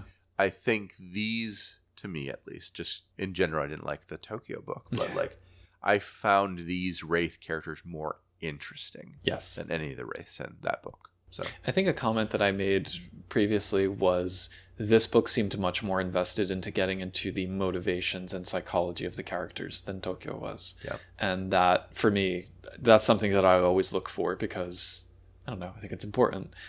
So yeah, I agree on that. Yeah. To me, this, as a World of Darkness / vampire book, is it in San Francisco by Night, for anything related to the Kindred of the East, are to me the best of those books, because they're really good at exploring the depth of what motivates these individual characters, which you need if you're really going to embody them at the table. Yeah. But they both struggle with a little bit of the yellow peril kind of element. Just a bit. Yeah. And I did want to point out, I appreciated your definition of Orientalism in the earlier recording, which I thought was effective in explaining that concept. So. Yeah. And I think the thing that we always kind of struggle with when reading these older books is bearing in mind the context in which they were written and the intention of the authors, and remembering that nobody who was involved in this had any kind of malicious intent, but sometimes people didn't have the knowledge that maybe they should have or could have to take a different approach. Yeah. To the point about characterization with these characters, I think you can, if you are uncomfortable with the way in which their cultural context has been handled in this book, these characters are rich enough that you can take them out and repurpose them for other chronicles where you feel more qualified or capable to get into the culture. I don't know. I think with Tokyo, it's harder to do that. And maybe with the Wraiths, it's hard to do that because they are so metaplot tied. But for the others, I think you could, Yep. I've used characters from this in other stories. Like I pulled one of them into a San Francisco game that I was running. I've used them in bits and pieces here and there. So yeah, they're portable for sure. Right on. Any other comments about the book as a whole? No, I would just make sure that when you're spelling Hong Kong, you do so correctly. Remind me what the origin of that was. Where does that actually occur? So I believe it's the Technocracy Reloaded. Oh, okay, yeah. It's not in Technocracy Reloaded. It's in one of the supplement books for it. It references Hong Kong, but instead it is Honk Kong. Populated by waterfowl and I don't know. Yeah, the Gooses of Darkness. Untitled Goose Chronicle. Well, thank you, Josh, for your thoughts. And this will be spliced into the episode to create this harmonious whole of information. So, awesome. Right on. A notable feature of Hong Kong that had not yet been instituted when this book was written is the Symphony of Lights, a cavalcade of lasers, LEDs, music, and occasional fireworks that illuminate Victoria Harbor almost every night. Among resident changelings, it's a mad dash to the balconies of skyscrapers and across the wires strung between them as they hunt all manner of polychromatic chimera shaken loose by the display. Over the course of 10 minutes, scintillating and semi-sentient fragments of teal, fuchsia, and ultraviolet are shorn from the buildings by beams of light. They flap on limpid wings like moths, circling as they tumble down towards the harbor. Their dream stuff is like manna for the Fae, an edible substance that doesn't fill the belly but makes for an excellent evening snack. Special treasure baskets are woven to collect and preserve their residue before they dissolve in the waves or evaporate in the dawn. Our team is working to obtain one of these vessels so that we might sample these delights and verify their reported harmony of sweet and umami flavors. We are able to pursue such projects with the support of our patrons, who include Bad Company, Derek, Dorcadus, Elorus, Hugo the Bogperson, Ia Bull, Jason Vines, Oreo, Raz Caboose, Sandjigger, Sija, and Simon Strand. You too can help in our endeavors by signing up at www.patreon.com/changelingthepodcast or simply by leaving a review on the podcast listening platform of your greatest convenience. We hope you'll also tell your friends, acquaintances, fellow players, and random strangers about our show. Thanks for listening, and until next time, keep on dreaming.